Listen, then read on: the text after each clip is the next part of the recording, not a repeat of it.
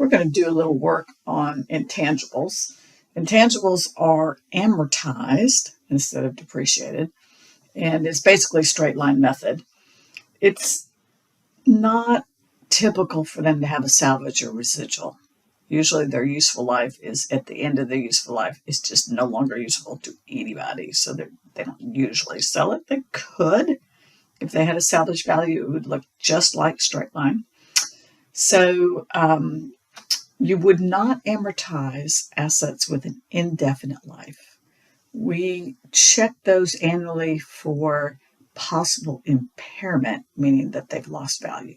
But in the meantime, if there's no reason to think that they have been impaired, you leave them there. So the trademark, the first one we have here, has an indefinite life. So we wouldn't do any amortization on that one. The second one is the patent. So the cost is $50,000. And the accumulated, well, actually the accumulated amortization, not depreciation. So let's fix that. Okay.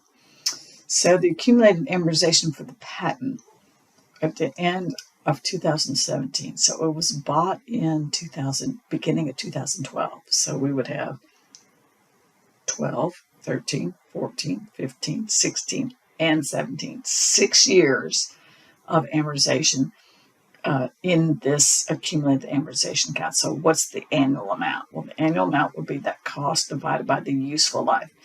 If the legal life is longer than the useful life, just ignore it. They think even though they could use it for longer than that, it's not worth anything after the 10 years to them. So we would divide the 50,000 by the 10, and that would be times the years that had already gone. So 12, 13, 14, 15, 16, and 17, the 6 years. So that would have accumulated 6 times 5,000. So the book value, I don't think they asked for the book value, but if they had, the book value of the patent would have been 20,000. I think they just asked for the cost and the accumulated amortization in the particular problem. And then for the copyright, original cost was the 80,000. And then how much amortization did you accumulate? Well, you bought it in the beginning of 15. So 15, 16, and 17. So 3 years of amortization. And how much is the amortization? It's going to be the 80,000 divided by useful life, since that's shorter than the legal life. You can't have a useful life longer than the legal life, because after you have you can't legally use it. It can't possibly be useful. So but here the useful life is shorter, so we'd use it, and it would be times 3 years. So each of the years was 4,000 times 3. So then they didn't ask for a book value, but if they had, it would have been the cost minus the amortization. All right, let me know if you have any questions.